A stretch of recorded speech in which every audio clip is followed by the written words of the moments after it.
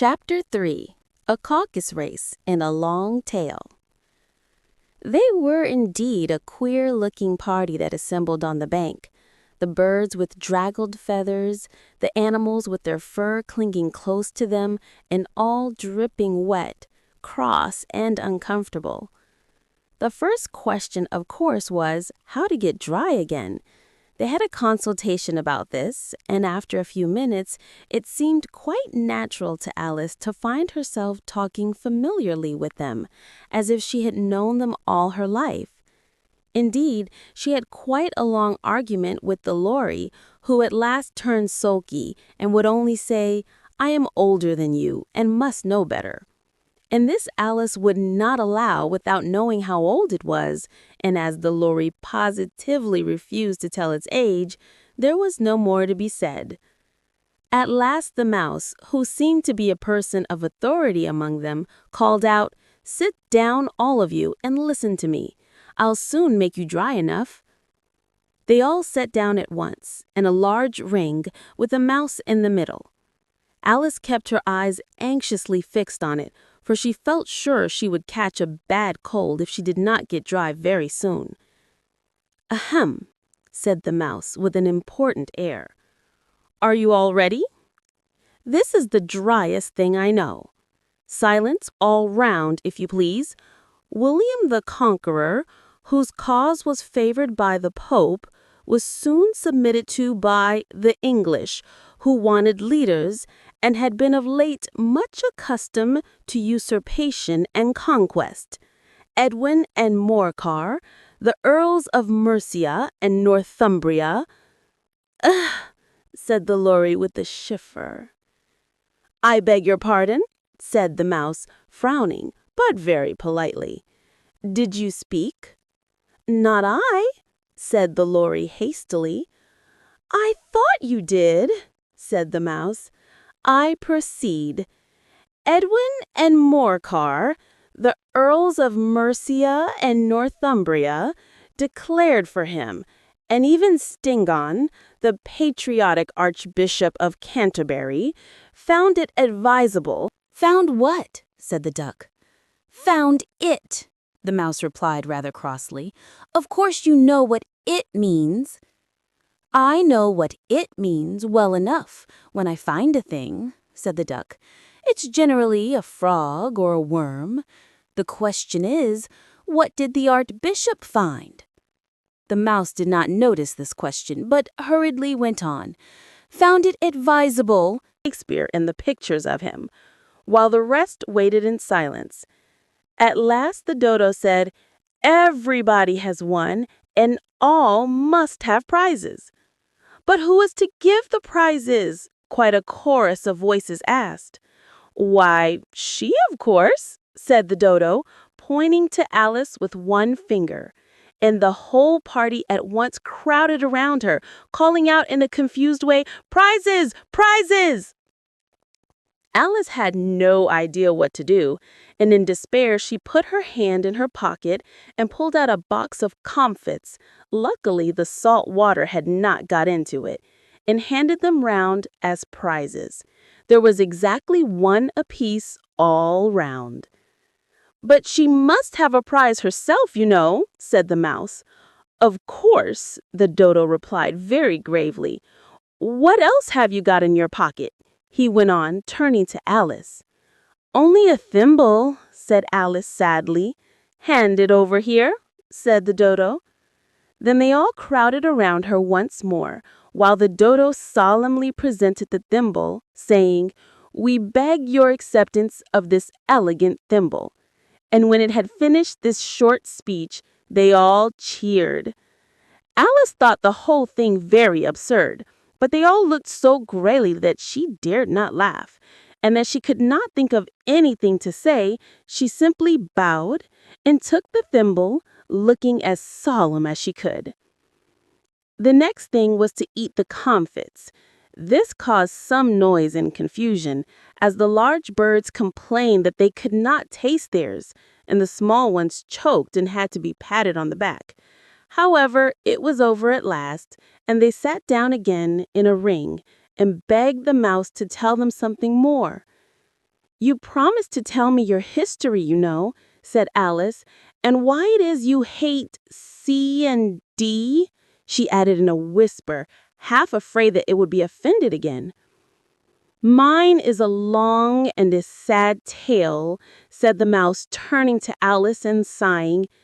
"It is a long tale, certainly," said Alice, looking down with wonder at the mouse's tail. "But why do you call it sad?" And she kept on puzzling about it while the mouse was speaking, so that her idea of the tale was something like this. Fury said to a mouse that he met in the house, "Let us both go to law. I will prosecute you. Come, I'll take no denial. We must have a trial, for really this morning I've nothing to do." Said the mouse to the cur, "Such a trial, dear sir, with no jury or judge, would be wasting our breath." "I'll be judge, I'll be jury," said cunning old Fury. "I'll try the whole cause and condemn you to death." "You aren't attending," said the mouse to Alice severely. "What are you thinking of?" "I beg your pardon," said Alice very humbly. "You had got to the fifth bend, I think." "I had not," cried the mouse sharply and very angrily.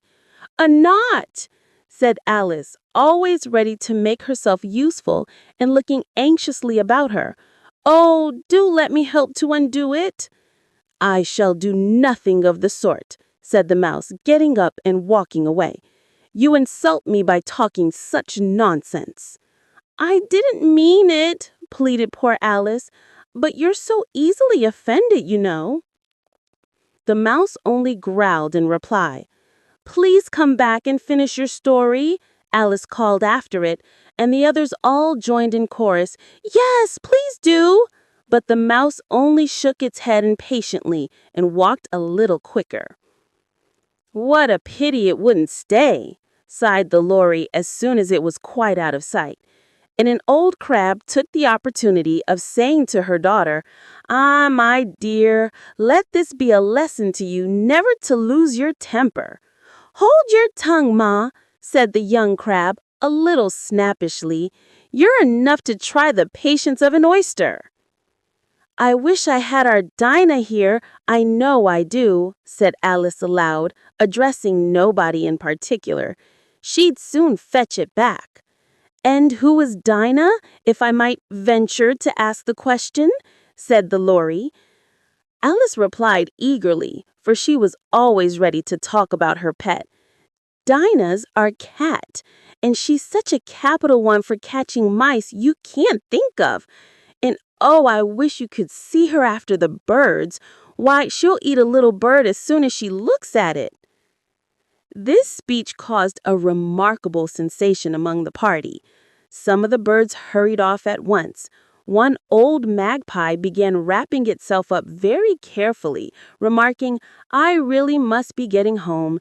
The night air doesn't suit my throat." And a canary called out in a trembling voice to its children, "Come away, my dears. It's high time you were all in bed." On various pretexts, they all moved off, and Alice was soon left alone. "I wish I hadn't mentioned Dinah," she said to herself in a melancholy tone.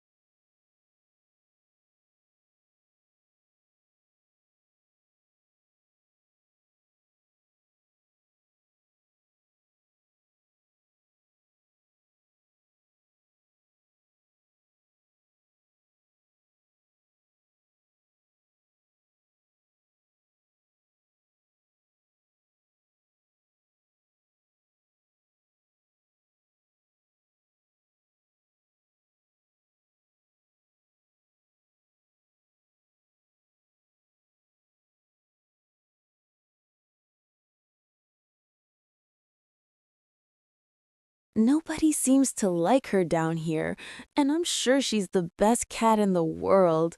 Oh, my dear Dinah, I wonder if I shall ever see you anymore." And here poor Alice began to cry again, for she felt very lonely and low-spirited. In a little while, however, she again heard a little pattering of footsteps in the distance, and she looked up eagerly, half hoping that the mouse had changed his mind and was coming back to finish his story.